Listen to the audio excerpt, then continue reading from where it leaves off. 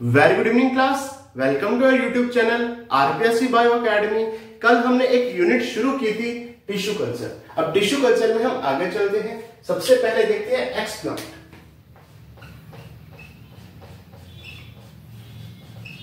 Explant या हिंदी में कहते हैं कर्तोतक। एक्सप्लांट की बात की जाए तो any meristematic tissue, any meristematic tissue that is extracted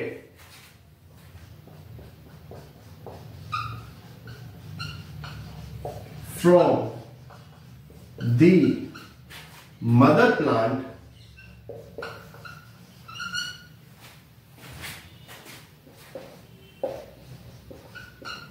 and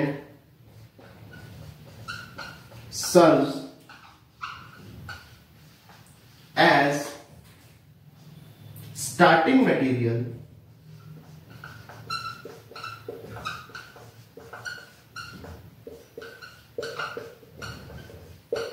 to initiate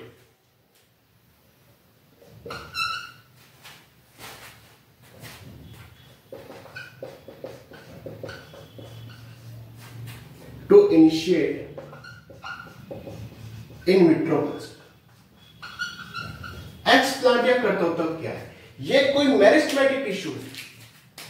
क्या है? मेरिस्टेमेटिक टिश्यू है। अगर कोई पूछे एक्सप्लांट क्या है तो क्या है? मेरिस्टेमेटिक टिश्यू है जिसे कहां से एक्सट्रैक्ट किया गया? मदर प्लांट से। और ये काम क्या करेगा? स्टार्टिंग मटेरियल है किसके रूप में? इन विट्रो कल्चर के रूप में उसे इनिशिएट करेगा। जैसे मैं किसी प्लांट का या किसी छोटे से हिस्से का क्या कर रहा हूं? कल्चर कर रहा हूं, प्लांट का कल्चर कर रहा हूं, तो जो मदर प्लांट से मैं मेरिस्टेमेटिक टिश्यू लूंगा ना, वो एक्सप्लांट कराएगा। ठीक है, मदर प्लांट से जो मैं मेरिस्टेमेटिक टिश्यू को एक्सट्रैक्ट करूंगा वो क्या करेगा? एक्सप्लांट करेगा। और वो क्या करेगा? वो स्टार्टिंग मटेरियल के रूप में काम करेगा इन विट्रो कल्चर में। इन विट्रो टी से आता है टेस्ट ट्यूब। तुमसे कोई पूछे इन विट्रो का मतलब क्या है? लैब में कल्चर करना, टेस्ट ट्यूब में कल्चर करना। ठीक है, इन विट्रो टी से टेस्ट ट्यूब, टेस्ट ट्यूब मतलब लैब में। तो अगर मैं लैब में कोई प्लांट का कल्चर कर रहा हूं, उसका जो मेरिस्टेमेटिक टिश्यू मैं यूज करूंगा, जो कि मदर प्लांट से क्या किया जाएगा? एक्सट्रैक्ट किया जाएगा। और वो स्टार्टिंग पॉइंट या स्टार्टिंग मटेरियल के रूप में काम करेगा। वो क्या कराएगा? एक्सप्लांट कराएगा। यही एक्सप्लांट बाद में कैलस में चेंज होगा। किसमें चेंज होगा? कैलस में चेंज होगा। कैलस क्या है? Mass of irregular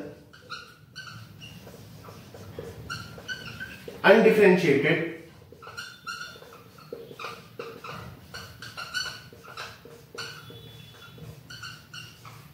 mass of irregular undifferentiated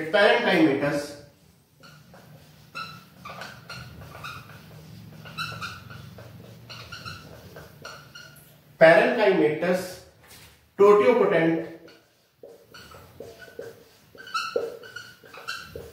sales.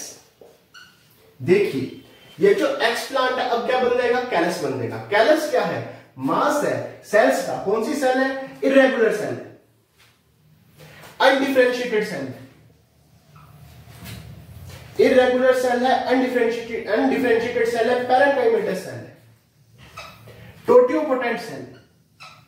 कौन सी सेल है? टोटियोपोटेंट सेल है। टोटियोपोटेंट का मतलब क्या है? देखिए, ये कैलस में डिवीजन की एबिलिटी पाई जाएगी।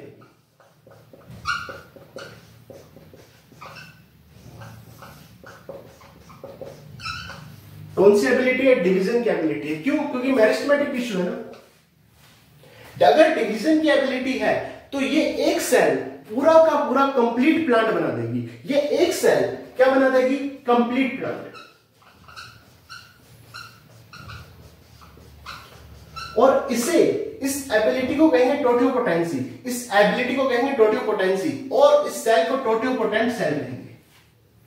तो एक सेल द्वारा कंप्लीट प्लांट बनाना, क्योंकि इसमें डिवीजन की एबिलिटी है। और माइटोटिक डिवीजन, कौन सा डिवीजन? Mitotic division.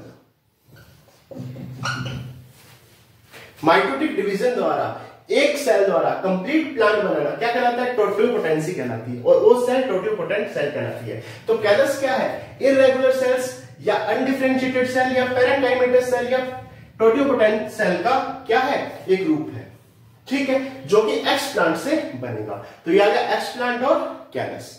अब आगे चलते हैं।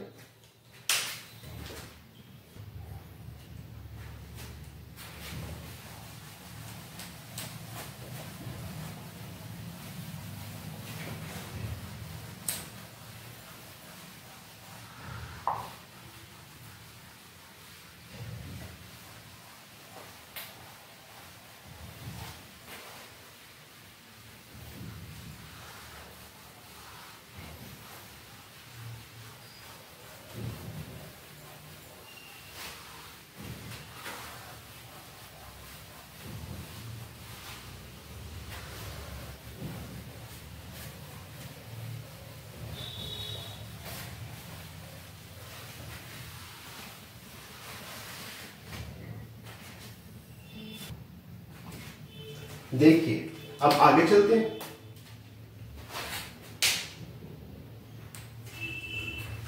देखिए अब आगे चलते हैं।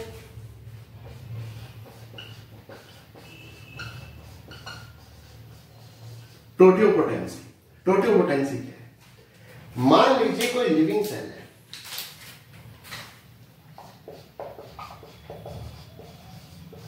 कैसी सेल है? कोई लिविंग सेल है जिसमें सभी जीन पाए जाते हैं, कंटेन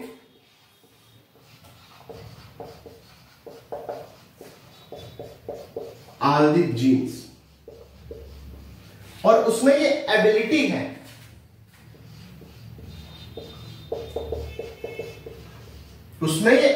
है कि वो एक लिविंग सेल जिसमें सभी जीन पाए जाते हैं, उनमें ये एबिलिटी है कि वो कंप्लीट प्लांट बना दे। क्या बना दे? कंप्लीट प्लांट बना दे। ये जो चीज है ये टोटियोपोटेंसी कहलाती है। ये कैरेक्टर टोटियोपोटेंसी कहलाता है कि कोई लिविंग सेल जिसमें सभी जीन पाए जाते हैं और उनमें ये एबिलिटी हो कि वो कंप्लीट प्लांट बना दे। क्या ये एबिलिटी क्या कहलाती है? टोटियोपोटेंसी कहलाती है।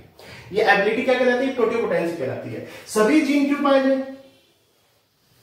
मान लीजिए कोई जीन मिसिंग हो गया तो कंप्लीट प्लांट बन ही नहीं पाएगा, इसीलिए उसमें क्या पाए जाने चाहिए? सभी जीन पाए जाने चाहिए। और वो जो सेल होगी उसे कहेंगे टोटियोपोटेंट सेल।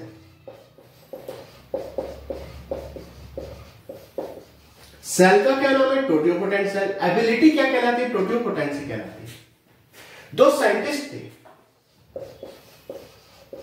Stewart and रेनर। इन्होंने प्रैक्टिकली ये प्रूफ दिया। क्या दिया? प्रूफ दिया कि टोटियोपोटेंट सेल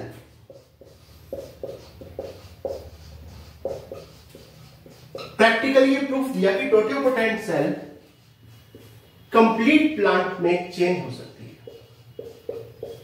टोटियोपोटेंट सेल कंप्लीट प्लांट में चेंज हो सकती है। उन्होंने कैरेट पर एक्सपेरिमेंट किया। तो किस साइंटिस्ट ने यह प्रूफ किया कि टोटियोपोटेंट सेल कंप्लीट प्लांट में चेंज हो सकती है? तो स्टीवर्ट और रेनर। ठीक है, हमने एक साइंटिस्ट और पढ़ा था, गोथरेट। ये भाई साहब भी तो कैरेट पे ही एक्सपेरिमेंट कर रहे थे, लेकिन कोई पूछ ले कि पहले एक्सपेरिमेंट करके किसने ये बताया? तो स्टीवर्ट और रेनर ने। ठीक है, इन्होंने भी कैरेट में कैलस का फॉर्मेशन किया। इन्होंने भी कैरेट पर कैलस बनाया और कैलस से कंप्लीट प्लांट बनाया। और पूछ ले कि पहले तो पहला स्टीवर्ट और रेनर ही आया। तो स्टीवर्ट और रेनर ने यह प्रूफ दिया कि टोटियोपोटेंट सेल से कंप्लीट प्लांट बनाया जा सकता है। इन्होंने कैरेट पर एक्सपेरिमेंट किए, कैरेट की सेल्स लेकर उसका कैलस बनाया और उस कैलस से कंप्लीट प्लांट बनाया। तो यानी टोटियोपोटेंसी। अब आगे चलते हैं।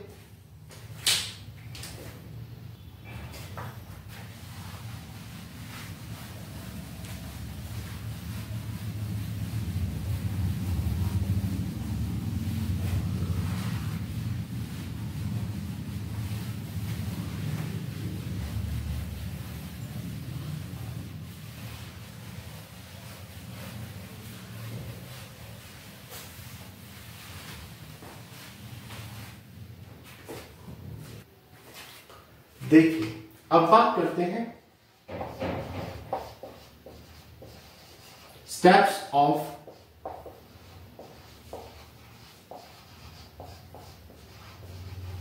Tissue culture.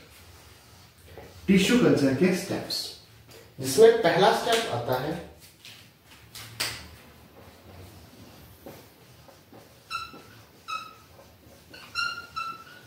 लेबोरेटरी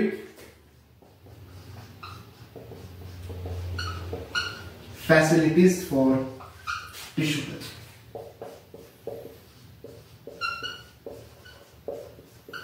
अगर मैं टिश्यू कल्चर के स्टेप्स की बात करूं तो पहला स्टेप है कि हमें लेबोरेटरी में कौन सी फैसिलिटीज देनी चाहिए टिश्यू कल्चर के लिए, जिसमें पहला आएगा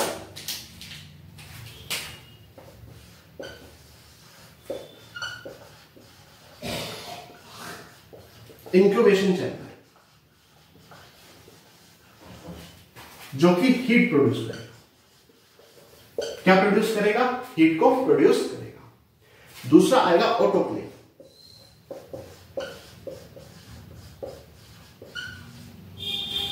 ऑटोक्लेव ये स्टेरिलाइजेशन करेगा।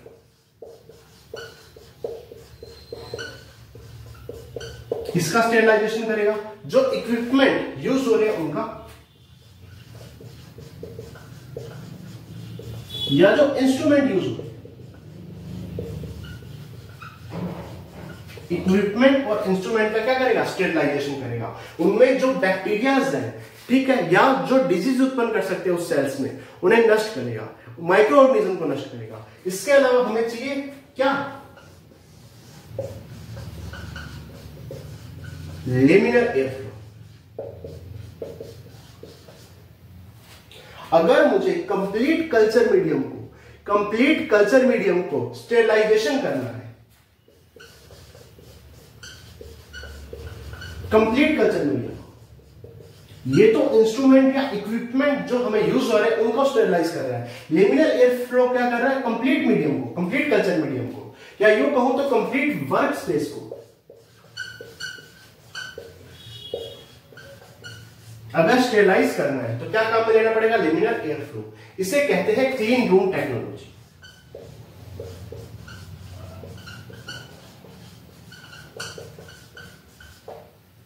क्लीन रूम टेक्नोलॉजी ये भी स्टेरिलाइजेशन के काम आता है।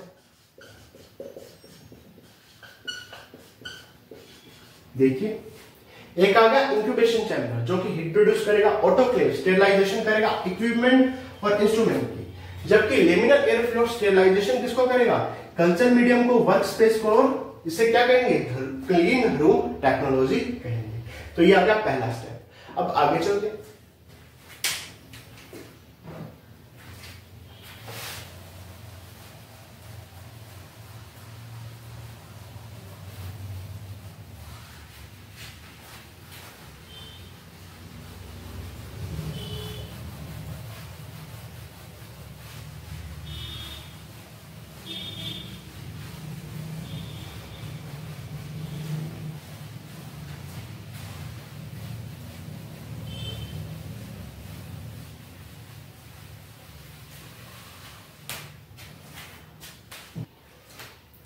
देखिए, अब बात करते हैं दूसरे स्टेप की।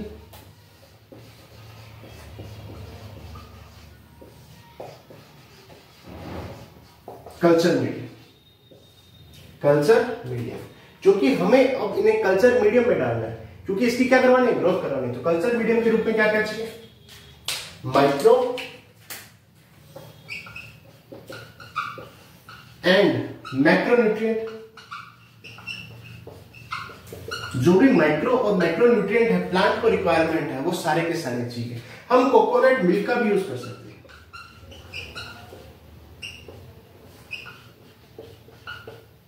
ग्रोथ रेगुलेटर्स,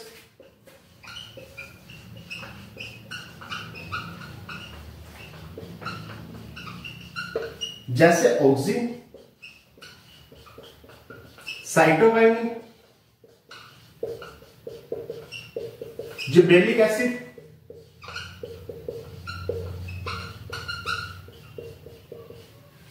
या जिब्रेलिन बोल सकते हो या जिब्रेलिक एसिड बोल सकते हो। ठीक है, हमें यहां पर टेम्परेचर क्या चाहिए, हाई टेम्परेचर चाहिए, इसीलिए इंक्यूबेशन का क्या यूज किया था, हीट प्रोड्यूस कर रहा था। पीएच लिटिल एसिडिक चाहिए या पीएच कैसे चाहिए, एसिडिक चाहिए ज्यादातर, जैसे 5.7 या 5.8 के आसपास हमें क्या चाहिए, पीएच चाहिए। देखिए ऑक्सीजन हम जानते हैं कि क्या करता है, रूट इनिशिएट करता है, साइटोकाइनिन शूट इनिशिएट करता है, जिब्रेलिन क्या करवाएगा, ग्रोथ करवाएगा। अगर मैं ऑक्सीजन की बात करूं तो ऑक्सीजन तो कई प्रकार के, जैसे NAA, IBA, 2,4-D, ठीक है, NaOA हो गया, IBA हो गया, 2,4-D हो गया, ये सब क्या है, ऑक्सीजन के प्रकार है। ठीक है, NaA का यूज ज्यादातर कहां पर किया जाता है, NaA का यूज ज्यादातर जो यहां पर किया जाता है वो किया जाता है फ्लावर की थिनिंग में, फ्लावर की थिनिंग में। अगर मान लीजिए किसी प्लांट पर ऊपर की तरफ बहुत सारे फ्लावर आ गए और हम फ्लावर की थिनिंग करवाना चाहते हैं, क्योंकि अगर यहां पर ऊपर बहुत सारे फ्लावर आ गए तो ये क्या हो जाएगा, कमजोर हो जाएगा और यहां से सीधा टूट जाएगा। तो हम यहां पर फ्लावर की क्या करवाना चाहते हैं, थिनिंग करवाना चाहते हैं। तो किसका यूज किया जाता है, NaA का। 2,4-D का यूज कहां किया जाता है, 2,4-D का जो यूज किया जाता है वो यूज किया जाता है जो वीड्स होती है उसे रिमूव करने के लिए, खरपतवार को हटाने के लिए। IBA और IAA दोनों का यूज रूटिंग के लिए किया जाता है। किसके लिए, रूटिंग के लिए, कि रूटिंग हो सके। हम यहां पर किसका यूज करेंगे, क्योंकि हमें रूट को इंड्यूस करना है तो हम IBA और IAA का यूज करेंगे। लेकिन वो पूछ ले, स्पेसिफिक पूछ ले, क्योंकि कॉलेज लेक्चरर में ये क्वेश्चन आया हुआ है। अगर वो स्पेसिफिक पूछ ले कि किसका यूज किया जाता है तो IBA आएगा, इंडोल ब्यूटेरिक एसिड, IBA आएगा। IAA उतना अच्छा नहीं है जितना IBA है। ये क्वेश्चन कॉलेज लेक्चरर में है। चार ऑप्शन दे दिए, NaA भी दे दिया, 2,4-D भी दे दिया, IAA भी दे दिया, IBA भी दे दिया, और पूछा रूटिंग के लिए कौन सा ऑक्सीजन की जरूरत है। हम तो पढ़ के गए थे कि रूटिंग के लिए ऑक्सीजन की रिक्वायरमेंट होती है, उसने स्पेसिफिक पूछ लिया कि कौन से ऑक्सीजन की रिक्वायरमेंट होती है, तो IBA की रिक्वायरमेंट होती है। IAA भी रूटिंग करता है लेकिन सबसे बेहतर कौन करता है, IBA। और इसके साथ साथ हमें एब्जॉर्बिंग कॉटन चाहिए,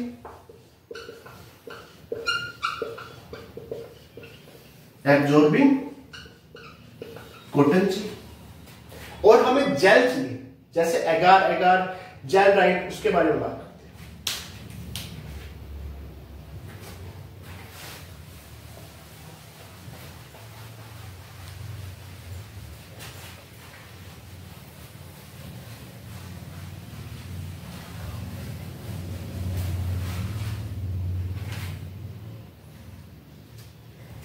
देखिए इसके अलावा हमें क्या चाहिए, जेल चाहिए। जेल के रूप में हम jail right,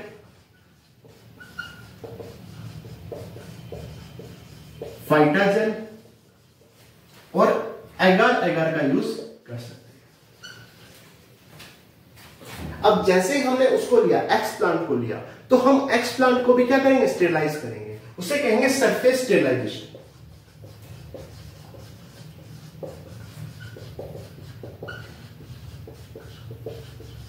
surface sterilisation, surface sterilisation के रूप में हम सोडियम हाइपोक्लोराइड,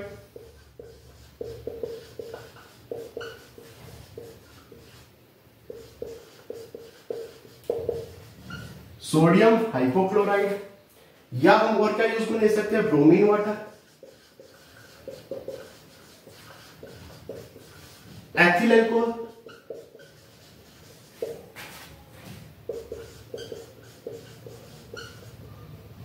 मर्क्यूरी क्लोराइड,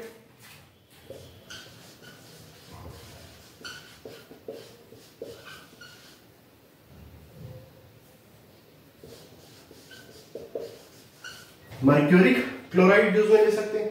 ठीक है, जैसे सोडियम हाइपोक्लोराइड यूज में ले सकते हैं, ब्रोमीन वाटर यूज में ले सकते हैं, एथिल अल्कोहल यूज में ले सकते हैं, या मर्क्यूरी क्लोराइड, ताकि जो हमने एक्सप्लांट लिया है उसको क्या करना है, स्टेरलाइजेशन करना है। जेल के रूप में जेल लाइट, फाइटा जेल या एगार एगार का यूज कर सकते हैं, एगेरोस का यूज नहीं करेंगे।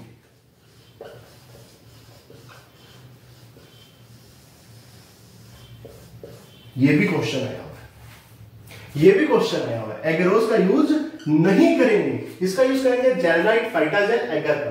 ठीक है, और अब हम तीसरे स्टेप पे चलते हैं।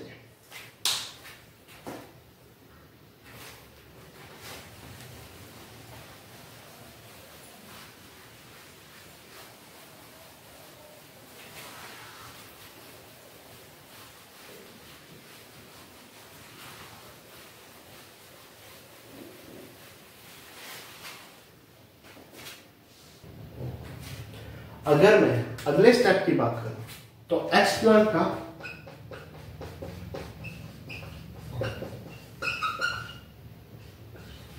Procurement and initiation,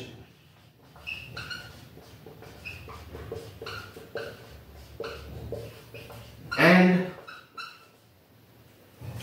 maintenance of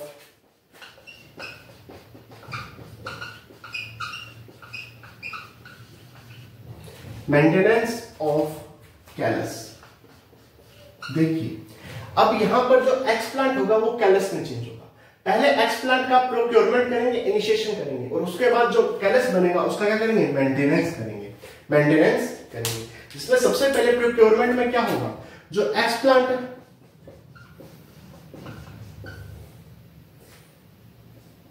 ठीक है, उसका क्या किया जाएगा, सरफेस स्टेरिलाइजेशन।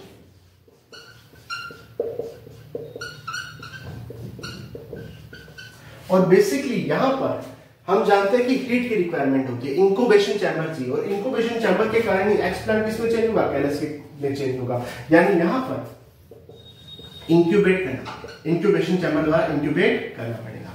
यहां के बेसिकली 3 आगे स्टेप्स हैं, जिसमें पहला स्टेप क्या है, पहला स्टेप है इंडक्शन, जहां पर ये जो एक्सप्लांट होगा ये कैसा होगा, मेटाबॉलिकली एक्टिव,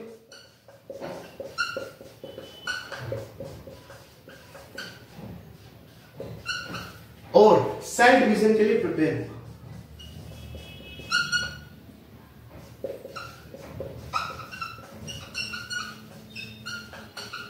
सेल डिवीजन के लिए प्रिपेयर होगा। पहली स्टेज आएगी इंडक्शन स्टेज, यहां पर ये जो सेल्स होंगी ये मेटाबॉलिकली एक्टिव होंगी और सेल डिवीजन के लिए क्या होंगी, प्रिपेयर होंगी। दूसरा स्टेप आएगा सेल डिवीजन,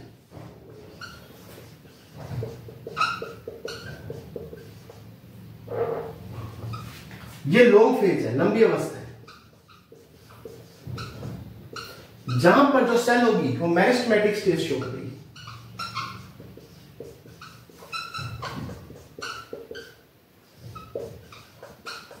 और यहां पर कैलस का फॉर्मेशन होगा, मेरिस्टेमेटिक स्टेज, यानी यहां पर क्या होगा, लगातार विभाजन होंगे, सेल डिवीजन होंगे, लॉन्ग फेज है, मेरिस्टेमेटिक फेज है, इसे कहते हैं डी डिफरेंशिएशन।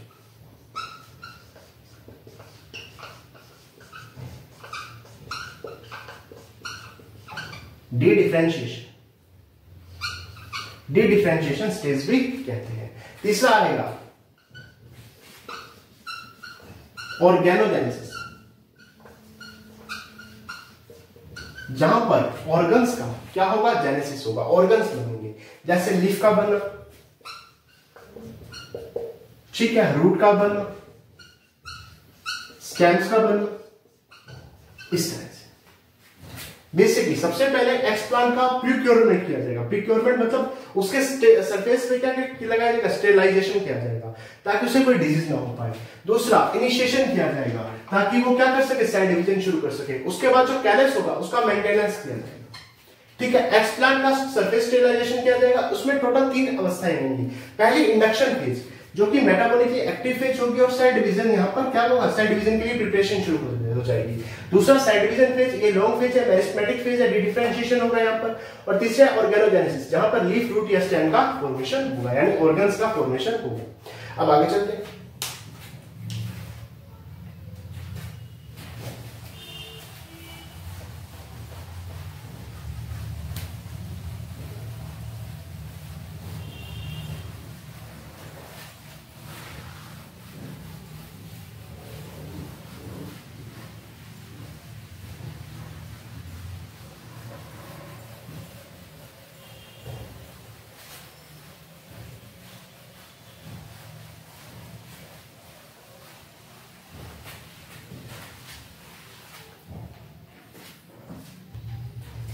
देखिए ऑर्गेनोजेनेसिस में अब क्या होगा, हम जानते हैं कि ऑक्सिन और साइटोकाइनिन का रेशो यहां पर काम में आएगा। यदि A/C की वैल्यू 1 से ज्यादा है तो हम जानते हैं कि रूट का फॉर्मेशन होगा।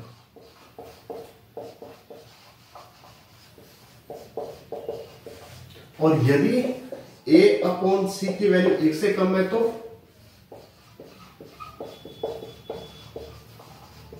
शूट का फॉर्मेशन होगा। अगर रूट का फॉर्मेशन होता है इसे कहते हैं राइजोजेनेसिस।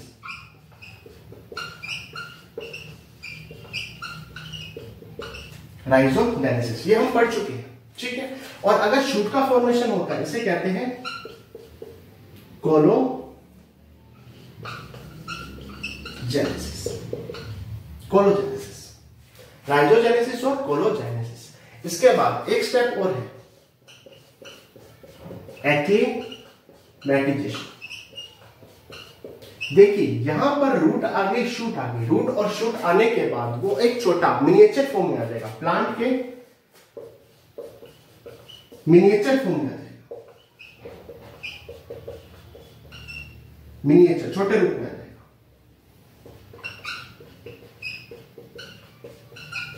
मिनिएचर फॉर्म में आ जाएगा जिसे कहेंगे प्लांटलेट। यानी लैब में हमने एक प्लांटलेट को तैयार कर लिया, मिनिएचर फॉर्म, पौधे का छोटा रूप को तैयार कर लिया। अब जैसे कि उसे नेचुरल एनवायरनमेंट में डालें,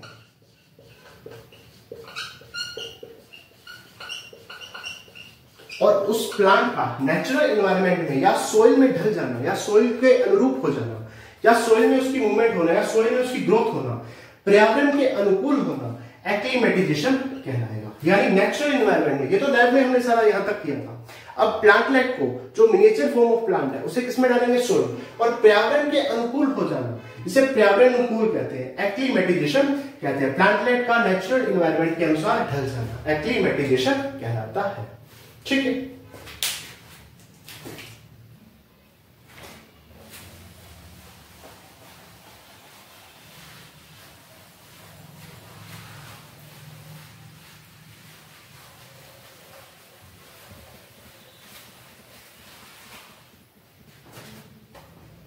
देखिए जो टिश्यू कल्चर होगा उससे क्या क्या चेंजेस आएंगे। पहला चेंज आएगा, जो प्लांट हमने लिया था उसके ड्राई वेट में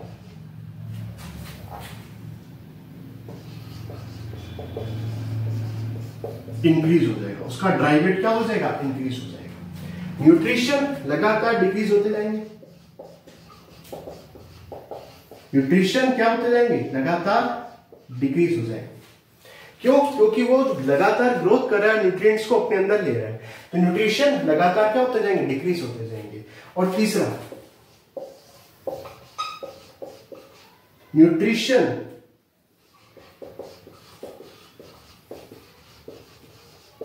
मीडियम का जो वॉल्यूम होगा वो भी कम हो जाएगा। न्यूट्रिशन मीडियम का वॉल्यूम क्या हो जाएगा, कम हो जाएगा। कैसे? मान लीजिए न्यूट्रिशन मीडियम रखा हुआ है और हो क्या रहा है, बेसिकली यहां पर इंक्यूबेशन हो गया, लगातार हीट जा रही है, हीट जाने के कारण जो वाटर होगा, ठीक है, वो वाष्प के रूप में ऊपर रह जाएगा, तो जो वॉल्यूम होगा वो क्या हो जाएगा, कम हो जाएगा। क्योंकि जो वाटर होगा वो तो वाष्प के रूप में ऊपर चला गया, वाटर जैसे ही वाष्प के रूप में ऊपर गया तो जो न्यूट्रिशन का जो मीडियम था उसका वॉल्यूम क्या हो गया, कम हो गया। न्यूट्रिशन वैसे कम होते जाएंगे, प्लांट का जो ड्राई वेट है वो क्या हो जाएगा, इंक्रीज हो जाएगा। तो ये चेंजेस आएंगे टिश्यू कल्चर के दौरान। अब हम प्रीवियस ईयर क्वेश्चंस को देखते हैं।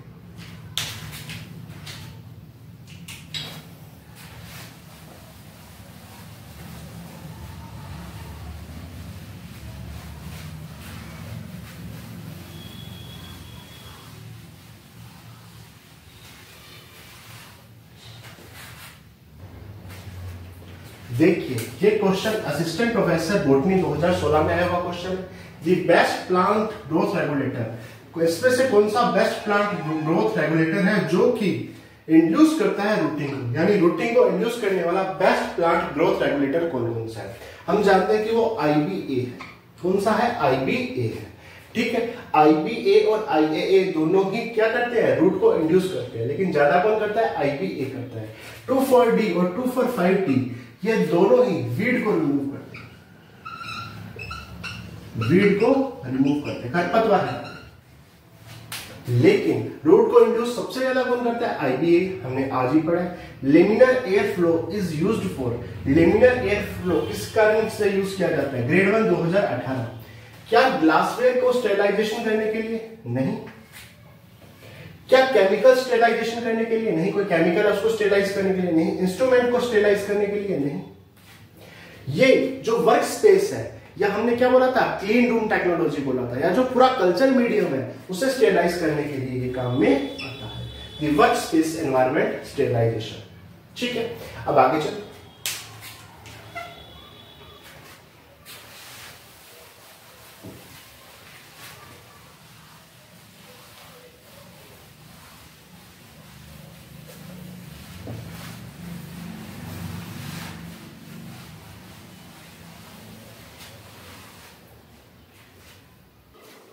देखिए ये क्वेश्चन असिस्टेंट प्रोफेसर बॉटनी 2016 में आया क्वेश्चन है। The proof that plant cell being totipotent, ये प्रूफ की जो टोटियोपोटेंट सेल है प्लांट की वो डेवलप कर सकती है कंप्लीट प्लांट, ये किसने दिया था, क्या रेनट ने, बिल्कुल स्टीवर्ट ने, दोनों ने दिया था, रेनट और स्टीवर्ट दोनों ने दिया था, बजाज ने नहीं, रेनट और स्टीवर्ट दोनों ने दिया था। Which was of the following is not A gelling agent, इनमें से कौन सा ऐसा जेलिंग एजेंट है जो सुटेबल नहीं है, नॉट सुटेबल नहीं है इसके लिए प्लांट टिश्यू कल्चर के लिए, is not A gelling agent, जो सुटेबल नहीं है प्लांट कल्चर के लिए। फाइटा जेल तो बिल्कुल सुटेबल है, एगार भी सुटेबल है, जेलराइट भी सुटेबल है। एगेरोज हमने बात की थी कि ये सुटेबल नहीं है क्योंकि यहां पर इंक्यूबेशन किया जाता है, इंक्यूबेट किया जाता है, जिस कारण से टेम्परेचर इंक्रीज होता है। तो जो एगेरोज है वो मेल्ट हो जाएगा, क्या हो जाएगा, मेल्ट।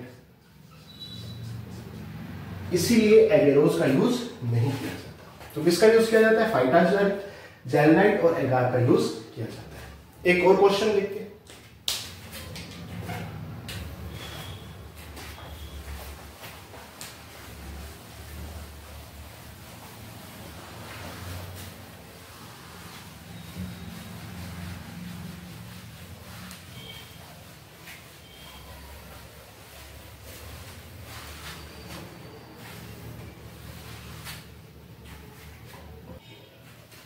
देखिए ये क्वेश्चन भी असिस्टेंट प्रोफेसर बॉटनी 2016 में आया हुआ क्वेश्चन है। Which of the following is not a suitable for surface sterilization of an explant, explant के सरफेस स्टेरिलाइजेशन के लिए कौन सा सुटेबल नहीं है, ठीक है। सोडियम हाइपोक्लोराइड यूज होता है, मर्क्यूरी क्लोराइड यूज होता है, एथिल अल्कोहल यूज होता है, मिथाइल अल्कोहल यूज नहीं होता। हमने सुना होगा या आपने भी देखा होगा या सुना होगा कि जहरीली शराब पीने से लोगों की मृत्यु हो गई या कच्ची शराब पीने से लोगों की मृत्यु हो गई। कौन सा चीज है, मैथिल अल्कोहल है। अगर वो इंसान को मार सकता है, ये तो एक्स प्लांट है, कुछ कोशिकाओं का ग्रुप ही तो है, इसको तो खत्म ही कर देगा। तो मैथिल अल्कोहल का यूज नहीं किया जाता, नॉट है ना, नॉट सुटेबल है। कौन है, Maithil alcohol. Ethyl alcohol, mercury chloride और सोडियम हाइपोक्लोराइड का यूज किया जाता है। Thank you.